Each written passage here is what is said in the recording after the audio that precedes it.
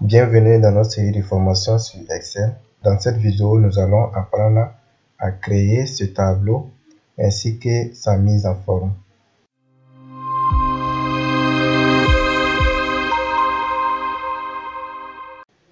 Avant de commencer la vidéo, si tu en as envie d'apprendre plus sur Excel, PowerPoint ou Word, de t'abonner et activer la cloche de notification pour être notifié à chaque fois de nos nouvelles vidéos.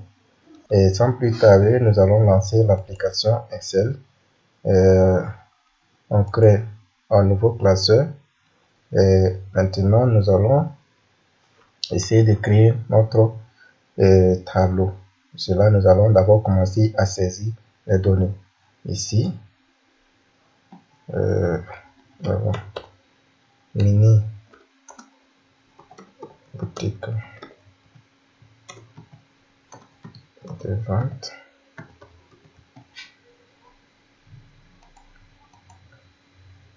Si, semaine.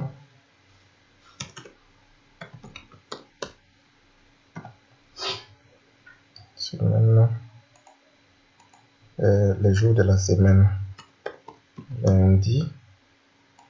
Voilà. Pour éviter de saisir lundi, mardi, mercredi, nous allons les insérer d'une manière automatique. Pour cela, vous venez à l'angle ici. Vous voyez ici le petit carré qui est là. Positionnez votre curseur sur le carré. Voici ici, notre curseur a changé sous forme d'un signe plus. Donc, vous faites un clic gauche enfoncé et vous glissez sur les cellules. Voici ici, nous avons inséré ici jour de la semaine de lundi au vendredi. Nous allons faire même chose pour les mois de l'année. Donc ici d'abord, on saisit d'abord le mois de janvier. Et vous revenez toujours à l'angle ici, le petit symbole qui est là. Voici ici notre curseur change et vous faites un clic gauche enfoncé et vous glissez. Même chose. Voilà. C'est très simple et facile. Et ici, nous allons insérer la date système. Pour insérer la date système, je vais vous montrer un raccourci clavier qui vous permet d'insérer la date système d'une manière automatique, simple et facile. Donc, vous faites CTRL plus point virgule. Voici, nous avons inséré la date système. Vous pouvez changer le format de la date si vous voulez. Voilà. Ici, nous allons insérer les données. C'est le montant, en fait. La monnaie que nous utilisons ici, c'est le dinar. Donc, les montants que nous allons donner ici seront tous en dinar. On a 500. Et ici, 1000. Donc, pour ça. Et voilà. Ici aussi, on fait la même chose.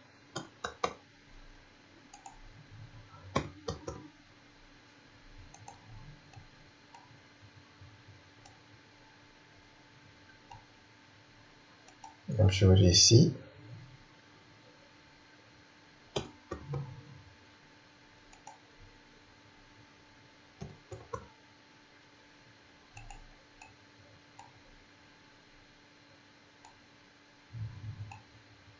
Ici aussi, même chose.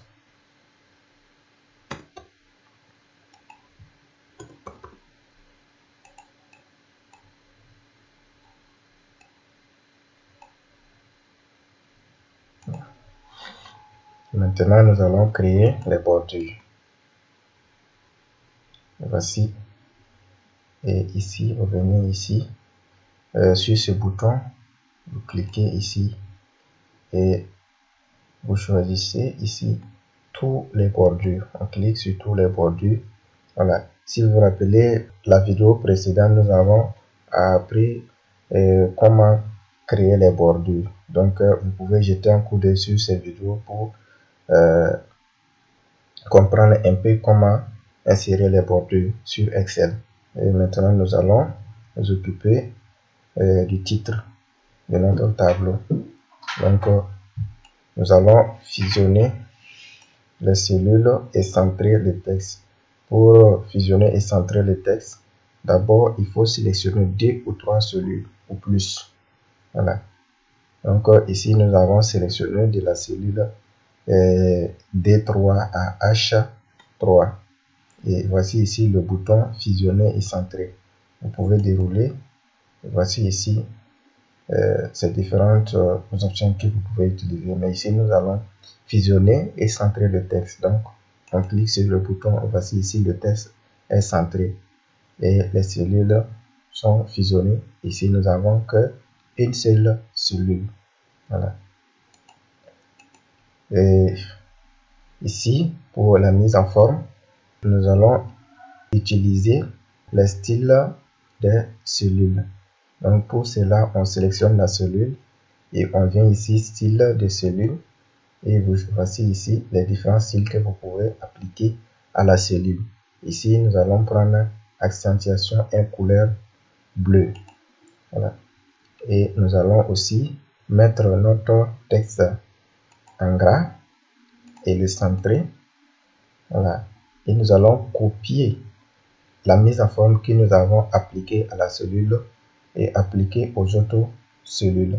Donc, pour copier la mise en forme, voici ici l'outil pinceau. Vous double-cliquez dessus et voici la pinceau qui se présente. Il suffit de cliquer sur la cellule concernée. Donc ici, nous allons appliquer la même forme à la cellule du mois de février, mois de mars, avril et aussi à la cellule de la semaine. Voilà. Maintenant, pour quitter le pinceau, il suffit d'appuyer sur la touche échappe ou vous cliquez sur l'outil pinceau. Donc ici, si on appuie sur échappe, voici notre pinceau a disparu.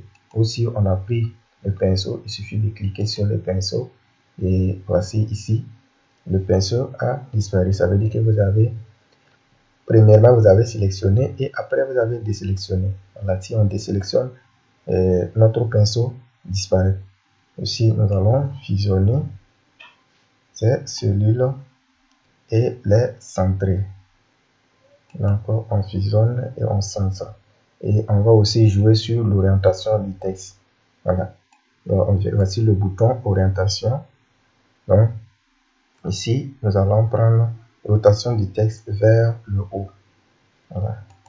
Voici ici et c'est centré. Maintenant il reste maintenant à appliquer les autres mises en forme maintenant. Et ici, si le tableau que je vous ai présenté au début, nous avons inséré des bordures épaisses en haut et en bas. Donc nous allons les insérer maintenant. Donc pour cela, nous allons sélectionner la première ligne en haut et venir ici, bordure épaisse en bas. Donc voici ici notre bordure épaisse en bas qui est insérée en haut de notre tableau. Donc on fait la même chose en bas ici. On sélectionne d'abord la ligne et on vient ici. Comme on l'avait déjà pris, donc voici il se présente directement, il suffit de cliquer. Et voici nous avons appliqué la bordure. Donc et ici aussi on peut sélectionner tous nos cellules et aller dans style des cellules. Donc je vais choisir ceci, accentuation 2. Voilà. Et pour celui, je vais choisir accentuation 5 et je vais centrer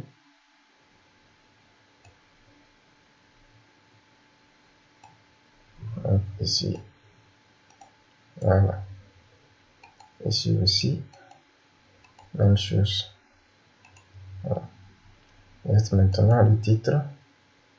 Ici, nous allons appliquer une couleur de fond à la cellule.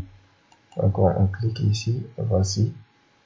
Nous allons choisir hors accentuation 4 plus clair 80%. Voilà. Et nous allons augmenter la taille du texte du titre. Taille 14, police, calibri. On va le mettre en écran.